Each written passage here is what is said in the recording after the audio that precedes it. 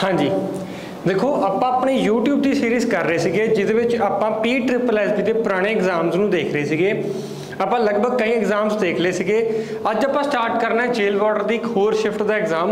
ये लगभग 40 क्वेश्चन ने। ये 40 क्वेश्चन GK प्लस पॉलिटी का एक मिक्सचर मिलेगा थोनू, ठीक है जी।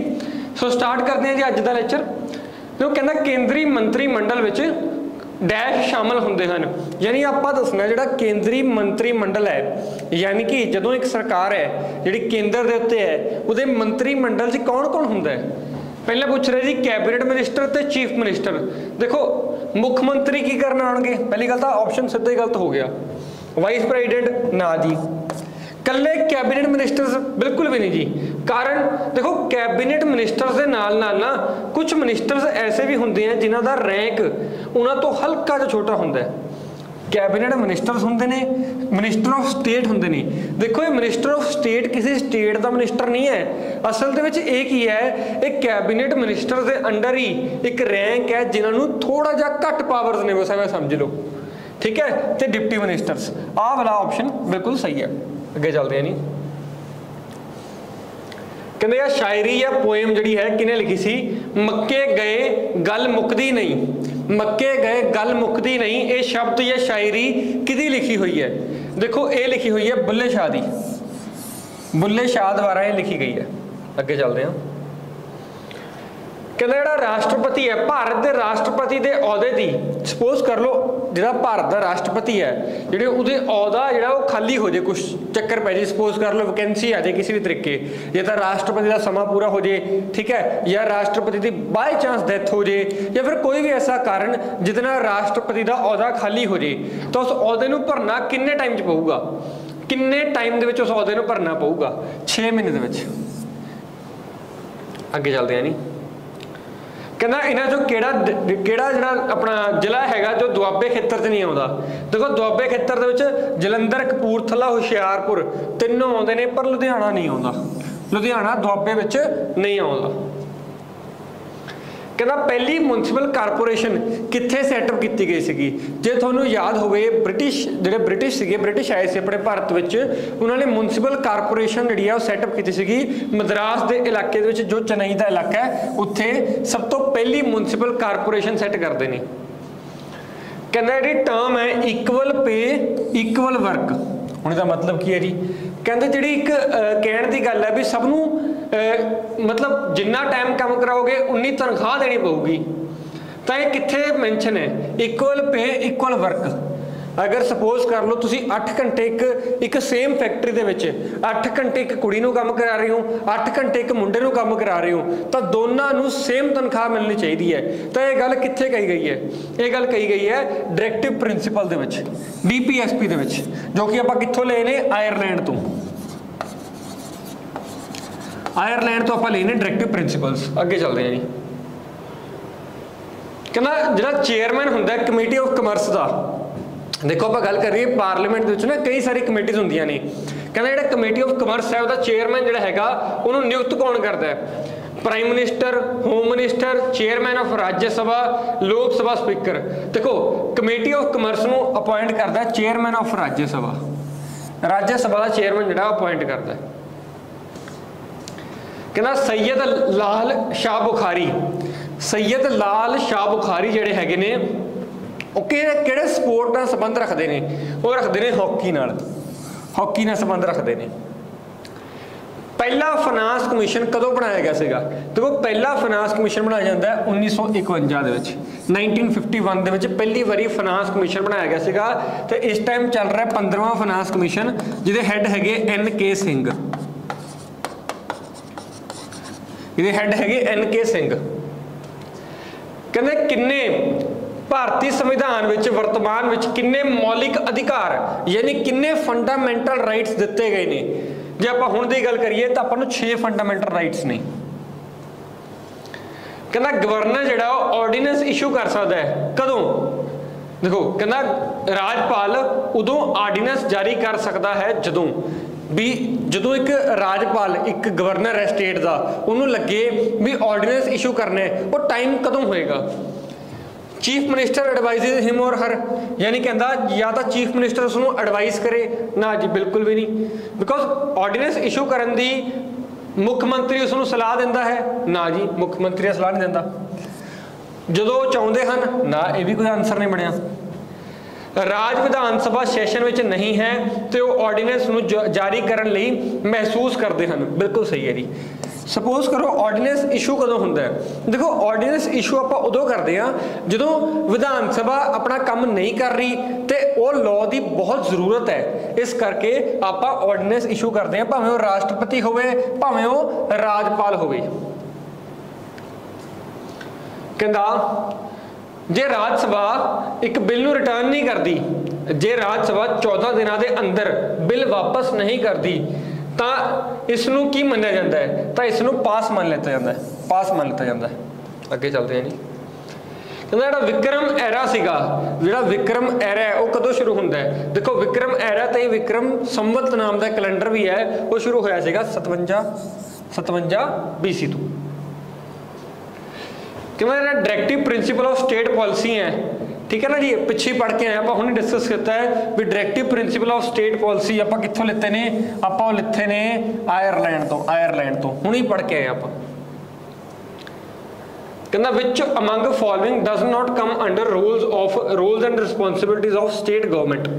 कहना इन्हां विचों राज सरकार यानी कि जी आप कहने अपनी सरकार हैगी है स्टेट लैवल ते, उन्हां विचों इस विचों उन्हां दी किहड़ी जिहड़ी आप कह सकते हैं मतलब उन्हां दी पावर नहीं है इत्थे।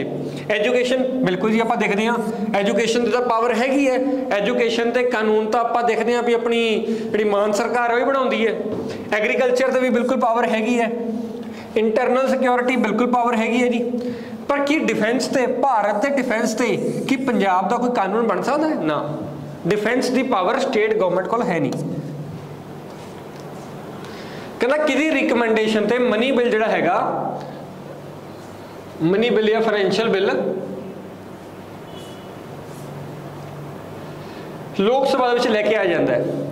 कहते पहला एक बार आप रिकमेंडेशन लेने हैं, फिर आप मनी बिल हो कोई भी ऐसा बिल जिसका पैसे नाल संबंध हो वो बिल कि रिकमेंडेशन कि सिफारिश नाल आउंदा है तो पहली बारी आपको राष्ट्रपति जी आपदे कोल लैके जाना पैंदा है। राष्ट्रपति कहता तुसीं इहनूं पेश कर सकते हो ना, which of the following committee okay. कहना किहड़ी कमेटी सीगी जिसने क्या सीगा भारतीय संविधान दे विच आपां नूं फंडामेंटल ड्यूटीज, ठीक है ना, फंडामेंटल ड्यूटीज जी ऐड करनी चाहिए ने, फंडामेंटल ड्यूटीज यानी कि बुनियादी फर्ज ऐड करने चाहिए ने, तो कमेटी सी स्वर्ण सिंह कमेटी।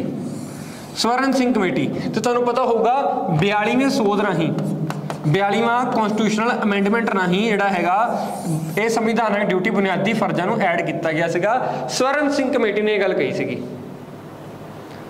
भारत विच सरकार दे 3 पद्धर हैं, वो 3 पद्धर किहड़े-किहड़े ने, सब तो पहला है सेंटर सरकार, फिर है स्टेट, फिर है लोकल, ना कि अर्बन ना कि रूरल ना कि स्टेट, ये प्रेजिडेंट तो है ही नहीं अपने को।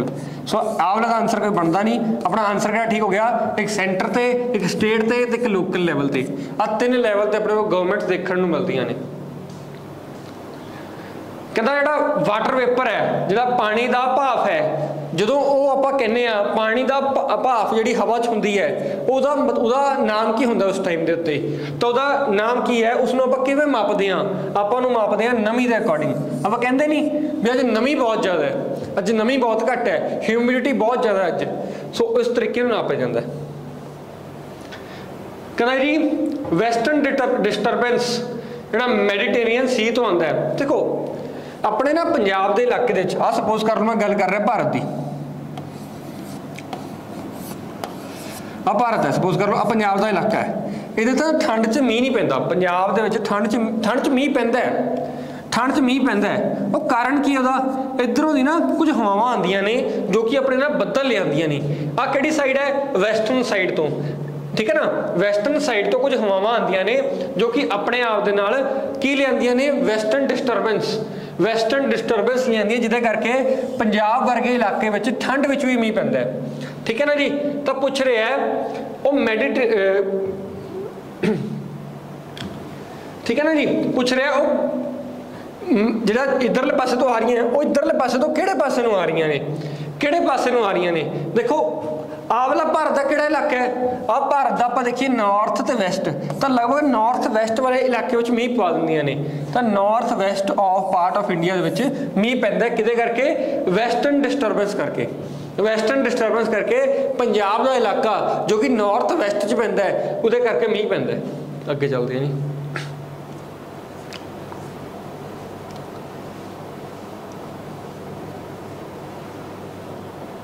ਕਹਿੰਦਾ ਇਹਨਾਂ ਵਿੱਚੋਂ ਸਭ ਤੋਂ ਜ਼ਿਆਦਾ ਹੇਠ ਲਿਖੇ ਵਿੱਚੋਂ ਕਿਸ ਵਿੱਚ ਹਵਾ ਦੀ ਗਤੀ ਸਭ ਤੋਂ ਵੱਧ ਹੁੰਦੀ ਹੈ?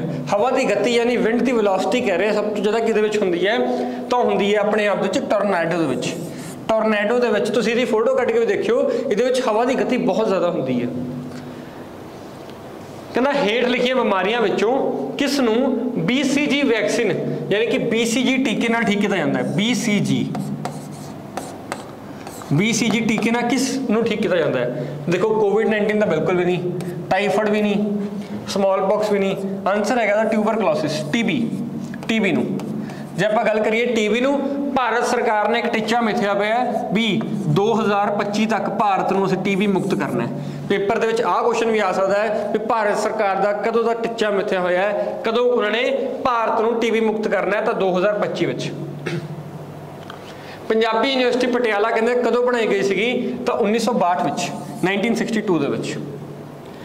ਕਹਿੰਦੇ ਸ਼ੀਸ਼ਗੰਜ ਗੁਰਦੁਆਰਾ ਤੇ ਰਕਾਬਗੰਜ ਗੁਰਦੁਆਰਾ ਜਿਹੜਾ ਦਿੱਲੀ ਦੇ ਵਿੱਚ ਹੈ ਉਹ ਕਿਸ ਦੇ ਦੁਆਰਾ ਬਣਾਇਆ ਗਿਆ ਸੀਗਾ? ਦੇਖੋ ਇਹ ਬਣਾਏ ਗਏ ਸੀਗੇ ਸਰਦਾਰ ਬਘੇਲ ਸਿੰਘ ਦੁਆਰਾ। ਸਰਦਾਰ ਬਘੇਲ ਸਿੰਘ ਦੁਆਰਾ। ਕਹਿੰਦਾ 2 ਫਿਲਮਾਂ ਆਈਆਂ ਸੀਗੀਆਂ, ਇੱਕ ਦਾ ਨਾਮ ਸੀ ਕਾਫਿਲਾ, ਇੱਕ ਫਿਲਮ ਦਾ ਨਾਮ ਸੀਗਾ ਹਵਾਈਆਂ। ਇਹ ਦੋਨੋਂ ਫਿਲਮਾਂ ਕਿਸ ਦੁਆਰਾ ਬਣਾਈਆਂ ਗਈਆਂ ਸੀਗੀਆਂ? ਇਹ ਬਣਾਈਆਂ ਗਈਆਂ ਸੀ ਅਮਿਤੋਜ ਮਾਨ ਦੁਆਰਾ।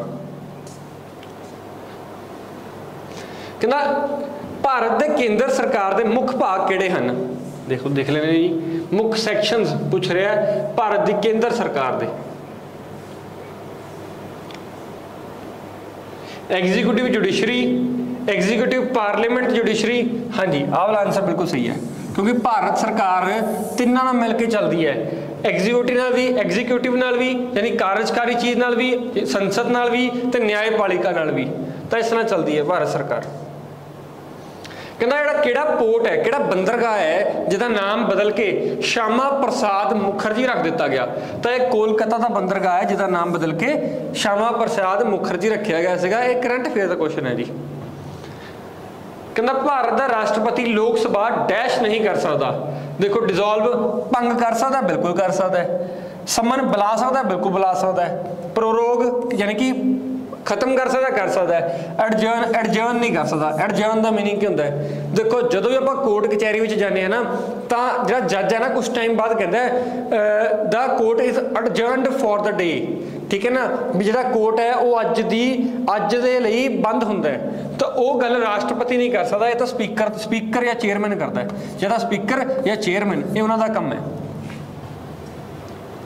ਕਹਿੰਦਾ ਜਿਹੜੀ ਕੋਵਿਡ-19 ਦੀ ਵੈਕਸੀਨ ਬਣਾਈ ਗਈ ਸੀਗੀ ਭਾਰਤ ਬਾਇਓਟੈਕ ਕੰਪਨੀ ਦੁਆਰਾ, ਉਹਦਾ ਨਾਮ ਕੀ ਸੀਗਾ? ਉਹਦਾ ਨਾਮ ਸੀਗਾ ਕੋਵੈਕਸਿਨ। ਅੱਗੇ ਚੱਲਦੇ ਹਾਂ ਜੀ। ਕਹਿੰਦਾ ਜੇ ਰਾਸ਼ਟਰਪਤੀ ਤੇ ਉਪ ਰਾਸ਼ਟਰਪਤੀ ਦੇ ਦੋਵੇਂ ਅਹੁਦੇ ਖਾਲੀ ਹੋਣ ਤਾਂ ਰਾਸ਼ਟਰਪਤੀ ਅਤੇ ਉਪ ਰਾਸ਼ਟਰਪਤੀ ਦੇ ਕਾਰਜ ਕੌਣ ਕਰਦਾ ਹੈ? ਦੇਖੋ ਬੇਸਿਕਲੀ ਗੱਲ ਇਹ ਕਹਿ ਰਿਹਾ ਜੇ ਰਾਸ਼ਟਰਪਤੀ ਵੀ ਨਾ ਹੋਵੇ ਤੇ ਉਪ ਰਾਸ਼ਟਰਪਤੀ ਵੀ ਨਾ ਹੈਗਾ, ਹੁਣ ਰਾਸ਼ਟਰਪਤੀ ਦਾ ਕੰਮ ਕੌਣ ਕਰੂਗਾ? ਤਾਂ ਰਾਸ਼ਟਰਪਤੀ ਦਾ ਕੰਮ ਕਰਦਾ ਜੀ chief justice of India. Chief justice of India ਕਰਦਾ। ਅੱਗੇ ਚੱਲਦੇ ਹਾਂ ਜੀ। ਭਾਰਤ ਦੇ ਉਪ ਰਾਸ਼ਟਰਪਤੀ ਦੀ ਚੋਣ ਦੇ ਵਿੱਚ ਦੇਖੋ ਜਦੋਂ ਵੀ ਰਾਸ਼ਟਰਪਤੀ ਜਾਂ ਉਪ ਰਾਸ਼ਟਰਪਤੀ ਦਾ ਚੋਣ ਹੁੰਦਾ ਹੈ ਉਦੋਂ ਇੱਕ ਕਾਲਜ ਬਣਦਾ ਹੈ, ਇੱਕ ਇਲੈਕਟੋਰਲ ਕਾਲਜ ਬਣਦਾ ਹੈ। ਉਹਦੇ ਵਿੱਚ ਲਗਭਗ ਉਹ ਬੰਦੇ ਹੁੰਦੇ ਨੇ ਜਿਨ੍ਹਾਂ ਨੇ ਵੋਟ ਪਾਣੀ ਹੁੰਦੀ ਹੈ। ਠੀਕ ਹੈ ਨਾ ਜੀ। ਪੁੱਛ ਰਿਹਾ ਜੀ ਇਹਨਾਂ ਵਿੱਚੋਂ ਕੌਣ ਉਹਦੇ ਵਿੱਚ ਹੁੰਦਾ ਹੈ? ਲੋਕ ਸਭਾ ਤੇ ਰਾਜ ਸਭਾ ਦੇ ਮੈਂਬਰ ਤਾਂ ਹੁੰਦੇ ਨੇ ਜੀ। ਹੁਣ ਮੁੱਦਾ ਇਹ ਹੈ ਕਿ ਸਟੇਟ ਦੇ ਮੈਂਬਰ ਹੁੰਦੇ ਨੇ, ਸਟੇਟ ਦੇ ਲੈਜਿਸਲੇਚਰ ਦੇ ਮੈਂਬਰ ਹੁੰਦੇ ਨੇ ਕਿ ਸਟੇਟ ਦੀ ਵਿਧਾਨ ਸਭਾ ਦੇ ਮੈਂਬਰ ਹੁੰਦੇ ਨੇ? ਬਿਲਕੁਲ ਵੀ ਨਹੀਂ ਜੀ। ਉਪ ਰਾਸ਼ਟਰਪਤੀ ਦੀ ਚੋਣ ਦੇ ਵਿੱਚ ਸਿਰਫ ਲੋਕ ਸਭਾ ਤੇ ਰਾਜ ਸਭਾ ਦੇ ਮੈਂਬਰ ਵੋਟ ਪਾਉਂਦੇ ਨੇ। ਕਹਿੰਦਾ ਇੱਕ ਟਰਮ ਹੈ, ਇੱਕ ਚੀਜ਼ ਹੈ ਜੋ ਕਿਹੜੀ ਖੇਡ ਵਿੱਚ ਬੋਲੀ ਜਾਂਦੀ ਹੈ? ਉਹ ਚੀਜ਼ ਦਾ ਨਾਮ ਹੈਗਾ ਬੁਲੀ। ਬੁਲੀ ਕਿਹੜੇ ਖੇਡ ਵਿੱਚ ਬੋਲਿਆ ਜਾਂਦਾ ਹੈ? ਬੁਲੀ ਬੋਲਿਆ ਜਾਂਦਾ ਹੈ ਹਾਕੀ ਦੇ ਵਿੱਚ। कहना इन्हां विचों किहड़ा जल समूह है जो अंडमान निकोबार नूं जिहड़ा की है वख करदा है, आपां नूं कहने 10 degree channel. 10 degree channel 10 degree channel जिहड़ा हैगा अंडमान ते निकोबार आइलैंड्स नूं अलग अलग करदा है। कहना किसने चिट्टा लहू नामक किताब लिखी सीगी, तो नानक सिंह द्वारा लिखी गई सीगी। ठीक है जी। अच्छा तुसीं इत्थे एक आंसर करना है, अंडमान ते निकोबार दी कैपिटल कमेंट सैक्शन दसनी है। अंडमान ते निकोबार दी कैपिटल की सीगी? कहना दुरंत कप सब तो पहली बारी कित्थे खेडिया गया सीगा? दुरंत कप सब तो पहली बारी खेडिया गया सीगा शिमला दे विच। शिमला दे विच अगे चलते हैं जी।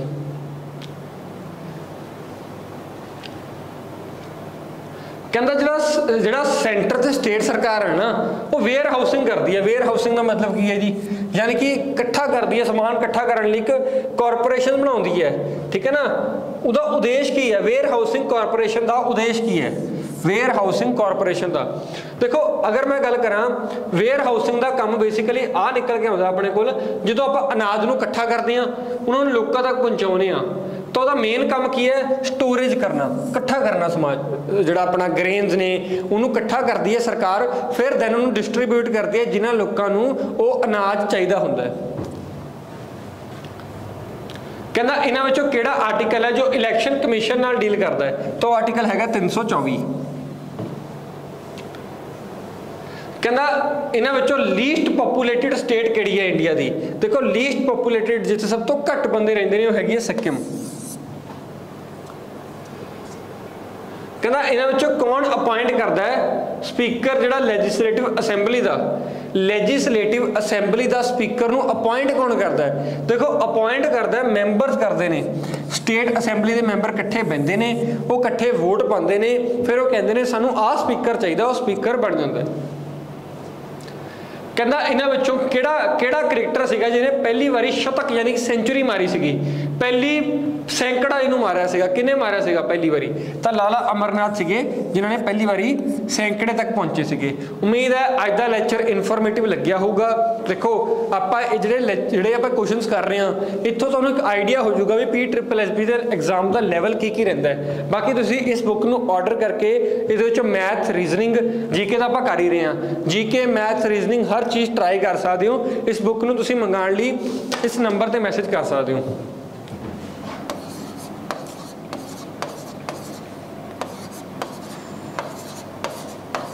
इस नंबर पर WhatsApp मैसेज करना है जो थोनों इस बुक बारे सारी जानकारी मिल जूगी। ठीक है, तो इस बुक च मंगा के तुसी कुछ भी अपने अकॉर्डिंगली मैथ रीजनिंग कंप्यूटर का लैवल देखना चाहते हो जो PSSB ने लगभग ये 30+ एग्जाम्स ने जो PSSB ने पिछले 3 ਤੋਂ 4 सालों कंडक्ट कराए ने। उम्मीद है अज का लैक्चर इनफॉर्मेटिव लग्या होगा। थोड़ा बहुत बहुत धन्यवाद।